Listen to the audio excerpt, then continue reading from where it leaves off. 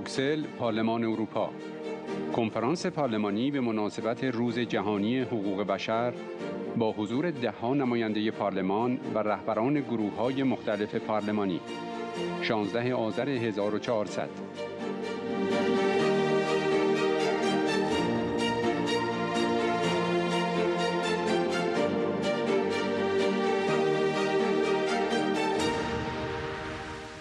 قتل عام 67، جنایت علیه بشریت و نسل کشی. به مصونیت رهبران رژیم ایران پایان دهید. اتحادیه اروپا، سیاست‌ها و وظایف اخلاقی.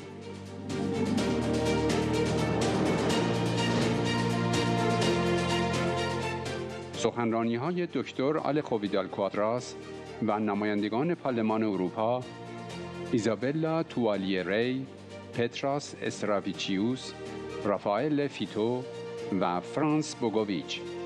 قسمت 4.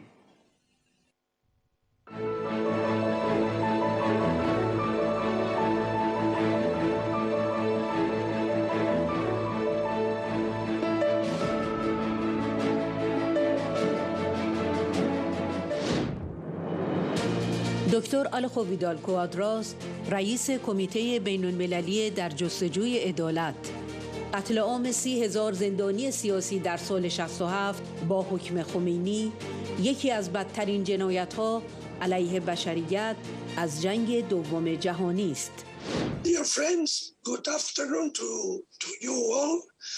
It's a great pleasure for me to share with you this exchange of views on the week of celebration of the Day of Human Rights.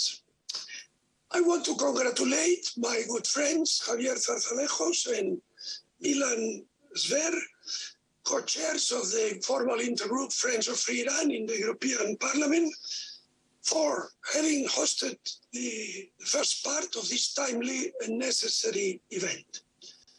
Timely because after the repeated protest by the people of Iran for the abuses of the mullahs regime that have taken the streets of many Iranian cities along the last 3 years, hundreds of innocent victims have been shot dead. Thousands of political prisoners populate the prisons of this evil dictatorship. And we all know that being arrested by the Revolutionary Guards or by the Basij militia implies torture or an even worse fate in the hands of these butchers. I said it's timely and it's also necessary. Necessary because we must multiply our pressure on the European External Action Service, on the High Representative for Common Security Policy, and on national governments of EU member states to change their strategy in relation to the Iranian totalitarian theocracy. For decades, appeasement, dialogue, and negotiations have come to no result. The Iranian clerics have never ceased their promotion of terrorist actions in the Middle East and beyond, their proxy wars, their systematic violations of human rights inside Iran, and their repeated non-compliance with the terms of the Joint Comprehensive Plan of Action they signed together with the United States, with the European Union, Russia, China, UK, and Germany, committing themselves to stop their nuclear weapons program. They have never been neither accepted to be accountable for the 1988 massacre of 30,000 members of the PMOI was decided unlawfully by Khomeini in one of the worst crimes against humanity since the end of the Second World War.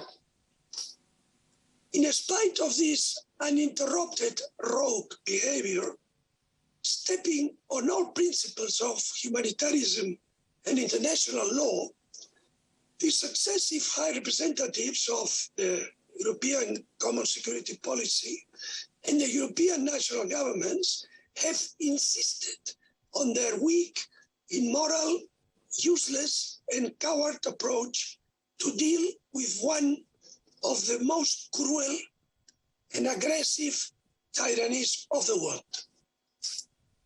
Which can be the reasons for such a mistaken policy? Fear of the capacity of the Iranian regime to organize terrorist attack against Western targets? They have kept doing so. And the failed bomb attack against the annual Great Gathering of the Iranian resistance in 2018 in Villepinte, in the surroundings of Paris, where hundreds of European and American dignitaries were present, is the most recent evidence of that. No serious or reliable business can be made with a regime rotting corruption, a financial system on the verge of collapse, and an impoverished population that struggles to survive. In the meanwhile, we must persist in our fight for freedom, democracy, and human rights in Iran, both in the European Parliament, thanks to the excellent work of Friends of Free Iran, and in the European institutions in general, as well as in the media, in the national parliaments and governments, by the restless action of the non-profit organization In Search of Justice International Committee, where I have the privilege to work hand in hand with my dear friends Struan Stevenson, Giulio Terzi, and Paolo Casaca. I dare say, with the required modesty, that we four have become a real pain in the neck of Khamenei, Raisi, and the rest of the gang. Many thanks again for your participation in this event, and now we open the second part of it. It's a great pleasure, of course, and an honor to have the president of the LCRI, Ariam Rajavi, with us also in the second part of this event. Good afternoon, Mrs. President. Thank you very much, dear Mr. Vidal Quadras. Thank you very much, Mrs. President. You know that Sue and Giulio, Paolo and myself, we consider ourselves as Rafis of honor. And of course, were it not because of the COVID, we would visit you in Ashraf very often. But unfortunately, in the present circumstances, we cannot. But as soon as the situation becomes normal again, have no doubt that we will be regular visitors to Ashraf 3. Thank you, Mrs. President. Thank you. All Ashrafis are waiting you, and they are waiting to see you as soon as possible. Yes, because when we go to Ashraf 3, not only we fight for the best cause, but we have an extraordinarily good time with our friends. So thank you very much. Thank you very much, Mrs. President.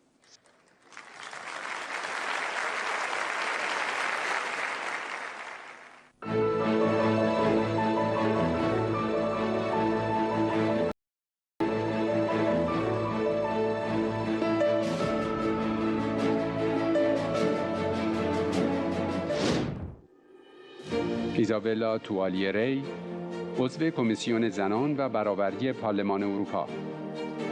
جنبش مقاومت ایران با هدایت یک زن دموکرات و مسلمان، مریم رجوی، که در آن زنان مسئولیت‌ها را بر عهده دارند، نویدبخش یک ایران آزاد، دموکراتیک و مبتنی بر جدایی دین و دولت و حاکمیت قانون است. Cara Presidente, cari colleghi, la bollente situazione dell'Iran è al culmine e i nodi vengono al pettine. La misogina dittatura religiosa al potere in un grande e ricco paese ha messo sul lastrico la popolazione iraniana. La crisi idrica che aveva suscitato la protesta popolare nella regione del Khuzestan l'estate scorsa, nei giorni scorsi si è ripetuta ad Esfahan in altre parti del paese. Oltre la metà della popolazione iraniana vive al di sotto della soglia di povertà e il regime non ha né la volontà né la capacità di rispondere alle loro esigenze. L'inflazione galoppante e la dilagante disoccupazione hanno messo in ginocchio la popolazione iraniana. In questa situazione drammatica le donne iraniane soffrono ancora di più e sono le prime vittime. Molte donne, coraggiose donne, si trovano in carcere per aver sfidato il regime. Dall'altra parte, in ogni movimento di protesta in Iran, le donne sono in prima linea e molte volte sono loro a guidare le proteste, che purtroppo la nostra stampa trascura. Anche il movimento della resistenza iraniana è guidata da una donna, musulmana e democratica, Mariam Rajavi. All'interno del movimento le donne ricoprono incarichi di responsabilità e tutto questo fa ben sperare per un futuro Iran libero, democratico, laico e basato sullo Stato di diritto. Proprio per questo io, come rappresentante del popolo italiano ed europeo e in quanto donna, mi sento vicina alle donne iraniane nella lotta per la libertà loro e del loro paese. I paesi democratici, l'Unione Europea in particolare, devono e possono svolgere un ruolo determinante, schierandosi accanto alla lotta del popolo iraniano e alla loro resistenza organizzata. Ricordiamoci che l'Iran è un paese fondamentale nello scacchiere mediorientale da cui dipende la stabilità della regione. Perciò la lotta del popolo iraniano per liberarsi dal regime fondamentalista è anche nostra e riguarda anche noi. E noi abbiamo il dovere morale e democratico di sostenerla.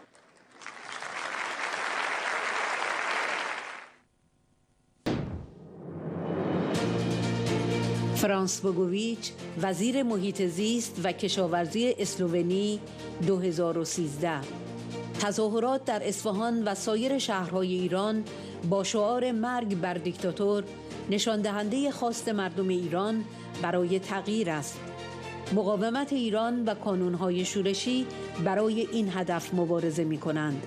آنها شایسته حمایت اتحادیه اروپا هستند. Like many colleagues, I have been supporting the Iranian resistance and its president-elect, Ms. Mariam Rajavi, because she has a democratic platform for future Iran. As a supporter of the cause of human rights and democracy in Iran, I believe that the European Union must stand with the people of Iran who are rejecting the regime and its president, Ebrahim Raisi. The world knows Raisi is a mass murderer and not a representative of Iranian people. He must be prosecuted for executing tens of thousands of opposition members from the PMOI and other Iranian activists during the last 33 years who said no to mullahs and demanded freedom and democracy. The ongoing protests by farmers in Isfahan and other cities across Iran, with people chanting "Death to dictator," show people of Iran want change, and the Iranian resistance and its resistance unit inside Iran are helping the people to achieve that. They deserve our support, and the EU must back them.